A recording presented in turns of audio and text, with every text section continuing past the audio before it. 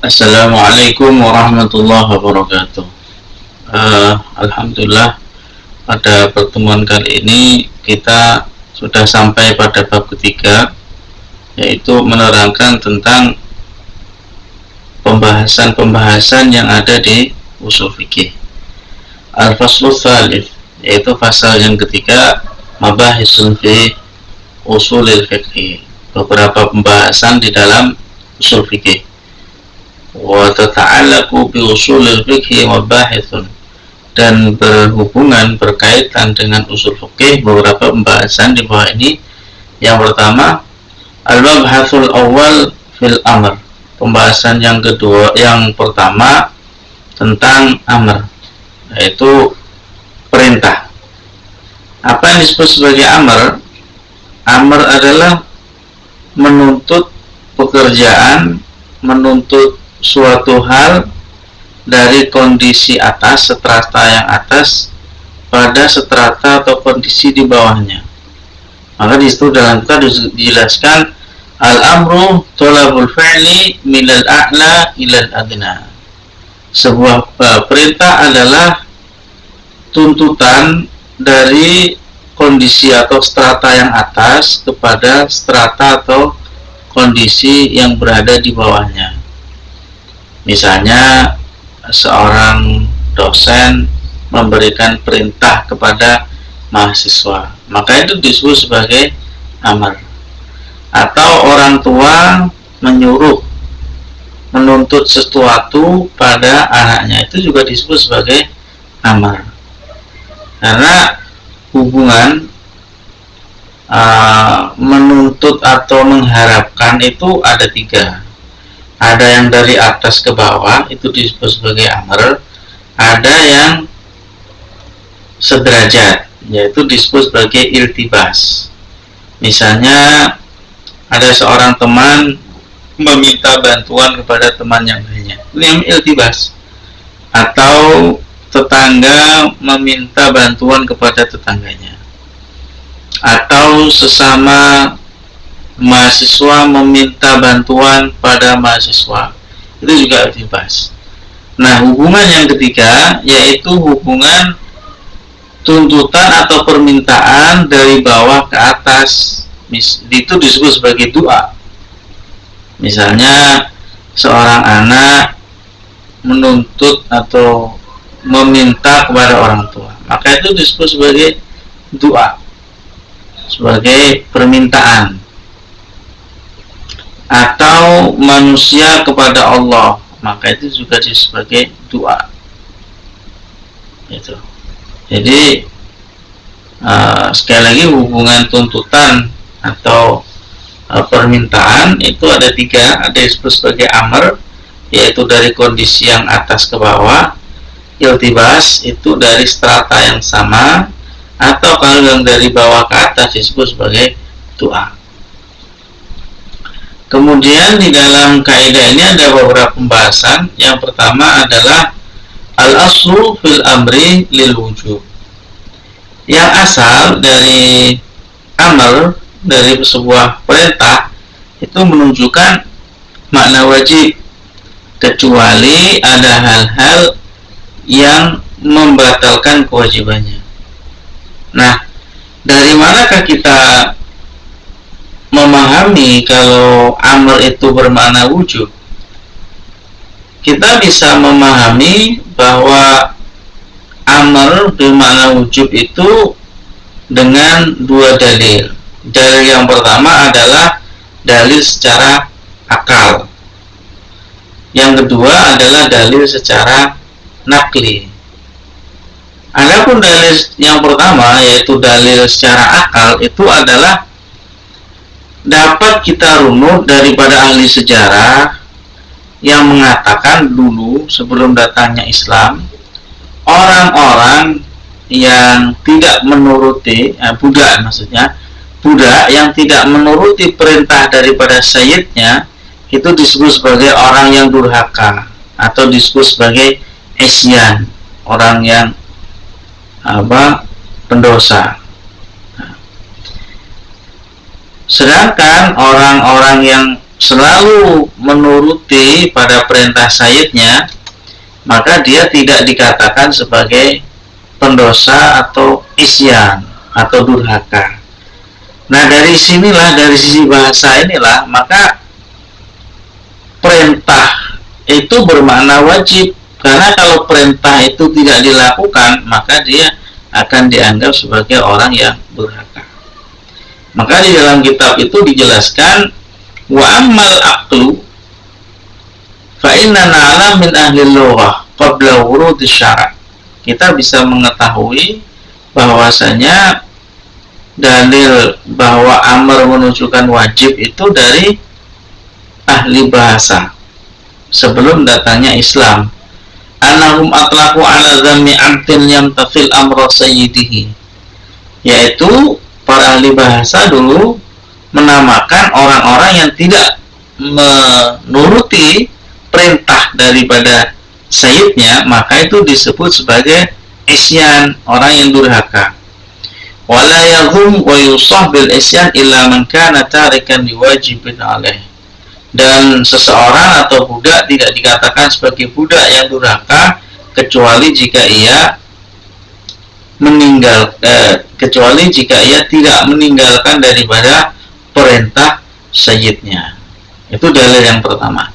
Adapun dalil yang kedua itu adalah dalil secara mangkul, sebagaimana yang bisa kita lihat di dalam ayat Al-Quran pada surat An-Nur ayat 24. فَلْيَحْذَرِ الَّذِينَ يُخَالِفُونَ عَنْ أَمْرِ رَبِّهِمْ تُصِيبَهُمْ فِتْنَةٌ أَوْ يُصِيبَهُمْ عَذَابٌ أَلِيمٌ وَلْيَحْذَرِ الَّذِينَ يُخَالِفُونَ عَنْ أَمْرِهِ. Hendaknya orang-orang yang berselisih kepada perintah Allah, hendaknya dia itu berhati-hati, ya, antusibahum fitnah. Karena ketika orang itu meninggalkan perintah daripada Allah, maka Allah akan menimpakan kepada dia musibah di dunia. Au yusibahum azabun alim, atau dia itu akan terkena siksa atau azab pada hari kiamat. Jadi yang perlu kita ketahui bahwa setiap manusia itu durhaka kepada Allah, maka Allah kasih pilihan. Dia mau dapat fitnah di dunia atau dia mau dapat siksa di akhirat, atau kedua-duanya. Misalnya Allah telah mengatakan wala taqrabuz zina, wala taqrabuz zina, dan janganlah engkau mendekati daripada zina. Nah, orang yang berzina, maka Allah akan menimpakan fitnah di dunia. Apa fitnahnya? Banyak sekali. Misalnya rusaknya akal. Jadi orang kalau sudah sering zina, gonta-ganti pasangan, nah dia itu bisa menikmati wanita dari berbagai rasa. Ada yang model putih mulus, kayak bangsa-bangsa di Cina. Ada orang yang model Timur Tengah, kayak di Arab. Ada yang model sawo mateng, kayak di Asia Tenggara. Sehingga mereka tahu bahwa wanita itu kalau begini maka rasanya begini, model dalemannya begini. Nah, sehingga rusak otaknya itu. Jadi lihat orang saja itu dia sudah bisa membayangkan rasanya, dan itu bahaya. Lagi rusaknya lagi, dia menjadi ketagihan.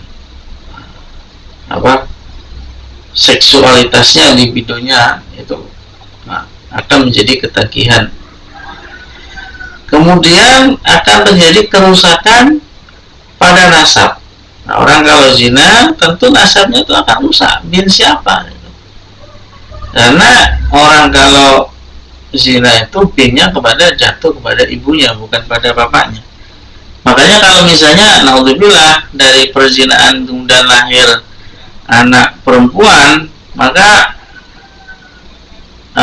orang ayah yang menzinai tersebut tidak bisa jadi wali nikah karena dia bukan status syaratnya bukan anaknya itu. Terus kemudian dari zina itu akan memunculkan fitnah horizontal. Ada kemudian orang kalau berzina dia sudah punya istri atau dia sudah punya suami, ya tentu akan terjadi kerusuhan, akan terjadi konflik horizontal. Itu fitnah di dunia. Dan sekaligus orang yang kalau berzina tentu akan mendapatkan siksa di akhirat nanti. Jadi satu dia sudah dapat fitnah, yang kedua dia dapat azab yang besar. Nah, jadi sekali lagi bahwa setiap amal yang menunjukkan makna wajib itu memiliki dua dasar. Yang pertama, dasar secara akal tadi, karena ahli bahasa sebelum datangnya Islam mengatakan setiap orang, setiap budak yang tidak menuruti perintah saya disebut sebagai isyan, maka perintah itu bermakna wajib. Yang kedua, dalil secara mangkul, yaitu falyahdharil ladzina yukhalifuna an rabbihim an tusibahum fitnatun aw yusibahum adzabun alim. Terus kemudian pembahasan selanjutnya yaitu amal itu dalam beberapa sigat itu memiliki beberapa makna. Di antaranya adalah meskipun jadi asalnya amar itu bermakna wajib, tapi bisa juga amar itu tidak bermakna wajib. Bisa juga amar itu bermakna doa. Nah, contohnya dalam surat Al-Baqarah ayat 20 disebutkan, ayat 201 disebutkan Rabbana atina fid dunya hasanah wa fil akhirati hasanah. Rabbana, wahai Tuhan kami, ati, datangkanlah kepada kita fitunya di dunia hasanatan, dengan kondisi yang baik, wa fil akhirat, dan di akhirat ya hasanatan, dengan kondisi yang baik. Nah, ini kan kalau misalnya amr di sini, ati di sini, datangkanlah, itu bermakna perintah, maka tidak sopan sama Allah, maka itu bermakna doa. Nah, itu kan dari manusia kepada Allah. Maka atina fitunya itu disebut sebagai doa. Ini berbeda dengan makna secara umum tadi, bahwa amar bermakna wujub. Kemudian yang kedua adalah bermakna tahdid, yaitu ancaman. Ancaman itu kalau dalam bahasa Jawa melulu itu ya kayaknya perintah, tapi itu menunjukkan mana ancaman. Misalnya ada anak, dia sedang sakit panas, ya, anak sakit panas. Pas saat itu hujan, nah ayahnya dan cari benda kemana, kesini, kesana, kesini gitu. Terus anaknya bilang, ya hujan-hujannya. Ayahnya bilang, jangan nak, masih panas. 3 menit lagi ayahnya jadi balik ke sana nih, ya bentar ya, hujannya, jangan nak, masih panas. Lagi itu berapa menit bilang gitu lagi. Akhirnya ayahnya bilang apa? Ya udah, sana hujan sana, nanti tidak usah balik ke rumah. Nah, kalimatnya ya sudah, hujan sana. Nah, itu kan secara sigot itu kan mana perintah, hujanlah kamu. Tapi itu sebetulnya ancaman daripada orang tua kepada anaknya. Kalau kemudian kamu sakit, jangan panggil saya, jangan minta tolong sama ayah. Itu ancaman. Tapi sigotnya bermakna perintah. Atau misalnya ada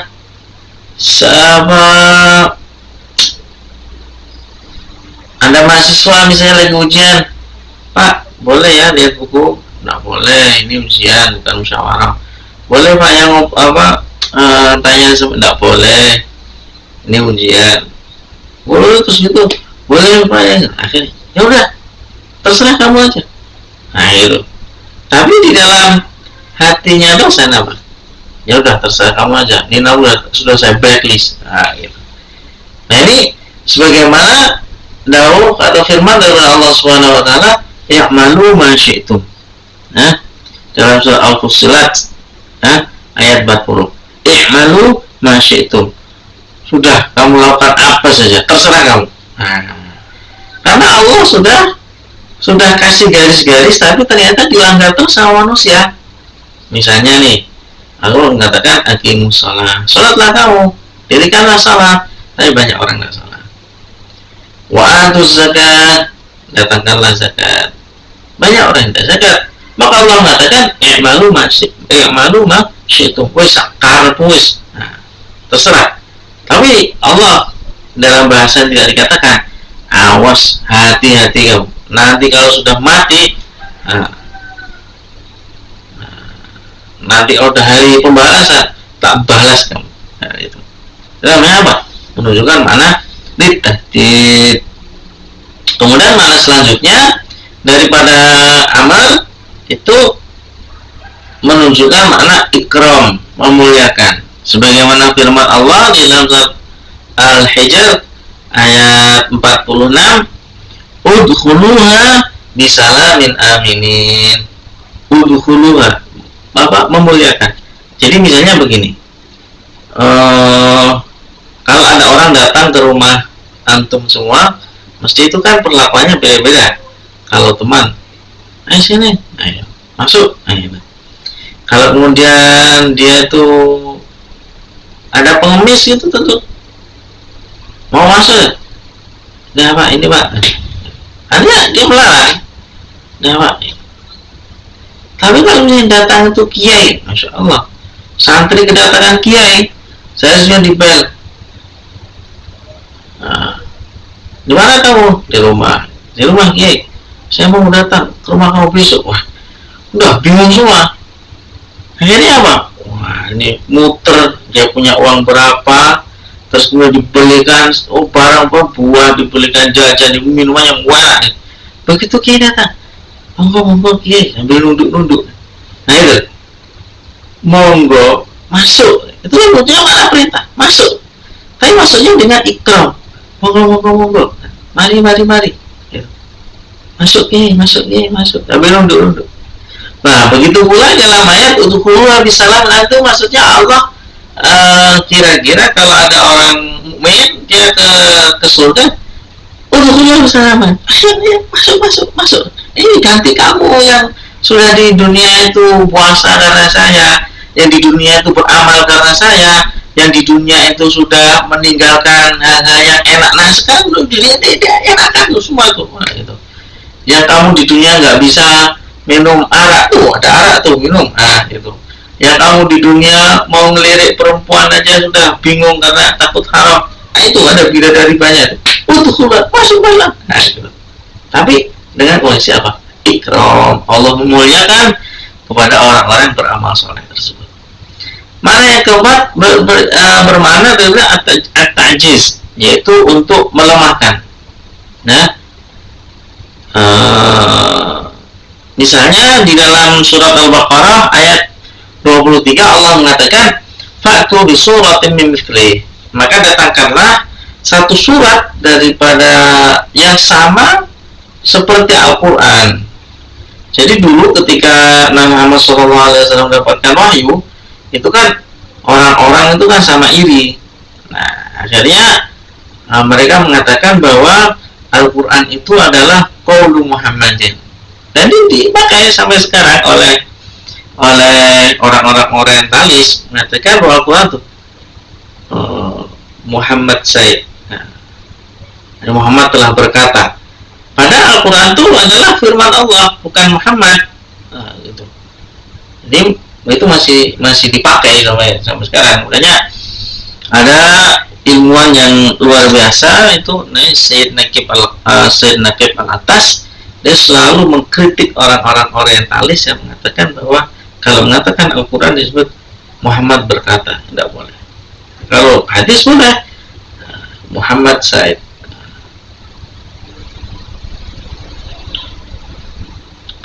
Nah, jadi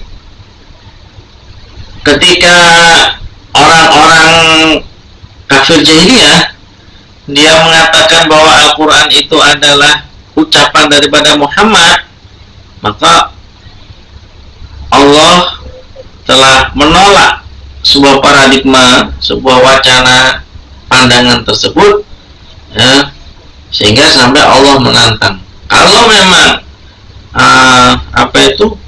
Al-Quran itu adalah ucapan daripada Muhammad, maka datangkanlah fatu bisuratin min mithli. Dan tidak akan bisa, karena itu punya adalah litajis, untuk melemahkan orang-orang yang mengatakan bahwa Al-Quran itu adalah qaulu Muhammadin, gitu. Karena udah banyak tuh di dalam sejarah, termasuk masuknya Sayyidina Umar bin Khattab. Nah, itu ketika dia dengar pertama kali Al-Quran dengan serius pada saat itu, yang dia pada saat itu sudah jengkel, dia sudah mau bunuh Nabi Muhammad. Nah, saudaranya itu baca Quran, terus dia, nah ini mesti bukan ucapan manusia. Begitu pula ahli-ahli bahasa orang Arab, sebenarnya begitu dia mendengarkan daripada Al-Quran, dia sudah tidak mungkin manusia itu bisa berkata-kata seindah ini dengan runtutannya yang luar biasa. Apalagi pada saat itu masyhur bahwa Nabi Muhammad itu ummi, yang dia itu tidak bisa baca, tidak bisa nulis. Mana mungkin dia itu bisa membuat kalam yang sebegitu indah gitu. Maka keummian daripada Nabi Muhammad SAW itu adalah termasuk mukjizat. Bagaimana orang yang tidak pernah belajar tapi kemudian menjadi pioner dalam pemikiran kaumnya pada saat itu. Bahkan pemikiran-pemikiran beliau sampai sekarang masih dapat kita saksikan progresivitasnya, ya, dan sampai hari kiamat nanti pun pemikiran Muhammad akan selalu nampak sebagai progresif, ya. Kecuali bagi orang-orang yang telah buta dengan kebenaran. Jadi orang yang sudah buta dengan kebenaran, seprogresif apapun akan salah di mata mereka. Jadi sekali lagi bermakna ta'jiz menggunakan fatu bi surati min mithlih. Jadi kalau memang ucapan Al-Quran ucapan, datangkanlah satu surat, dan tidak akan bisa. Yang kelima, menunjukkan mana litafwid, atau untuk memutuskan, sebagaimana firman Allah Subhanahu wa taala, faqdi ma anta qad, maka putuskanlah apa yang sudah menjadi putusan Anda. Yang kelima, yang keenam, menunjukkan mana talhif, itu mana susah. Mutu bi ghairikum. Nah, itu menunjukkan mana susah, sebagaimana yang ada dalam surat Ali Imran ayat 119.